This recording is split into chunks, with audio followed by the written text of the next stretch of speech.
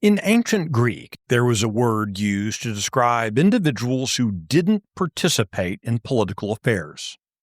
Idiotes. If your ancient Greek is as bad as mine, maybe it would help you to know the word we get from it. That would be, yes, idiot. I'm Michael Quinn Sullivan with Reflection on Life and Liberty.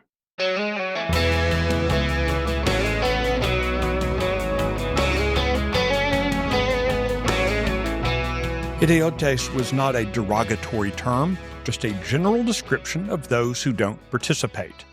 The Greeks had a high view of those who did participate in civic life, so it makes sense that the word took on the insulting definition we know today. But frankly, the low view of those who don't participate in political affairs might often be deserving of scorn implied by the modern word. Despite aping the philosophy of our founding fathers that the practical powers of government should reside closest to the citizenry, we as citizens do a very poor job of actually doing it. We demand that Washington or Austin be brought in to solve local problems while ignoring the local offices that can address them most readily. Take, for example, the perpetual complaint against property tax burdens in the Lone Star State.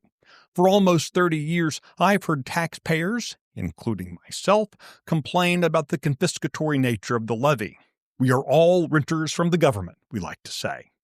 As the 2025 regular legislative session came to a close, I once again heard the old standby complaint that state lawmakers had not done either A, enough, or B, anything to address property tax burdens. That's true enough. Yet neither have the citizens.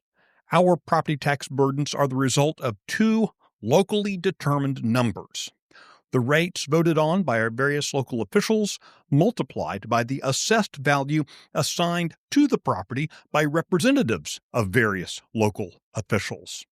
The outcry against lawmakers for not doing enough or anything to lower property taxes can be deafening at times. Yet everyone goes all but silent when it comes to the local elections for those offices most responsible for setting those burdens. In fact, somewhere between 85 and 90% of Texas voters don't participate in those local elections at all. That is to say, turnouts of 15% is high and usually more like 5 or 10. By not participating, we have chosen, to borrow from the Greeks, to be idiots. It's shameful. Here's a hard truth. Texans' property tax burdens will never go down until politicians start losing elections over the issue. By reelecting those who have contributed to the problem, by ignoring the elections where those problem makers get their power, we tell a candid world that we don't actually care about property tax burdens as much as we care about complaining about them. If self-governance is to mean anything, it's to mean that we, at a bare minimum, should not be idiotes. We cannot intellectually claim to be put upon overburdened taxpayers when we are not doing at least the bare minimum to address those burdens ourselves where we can. Our property taxes will only go down when our local engagement as citizens and voters goes up.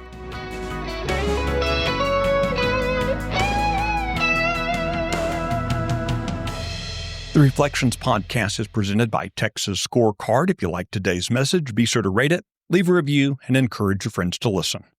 I'm Michael Quinn Sullivan. Thanks for listening.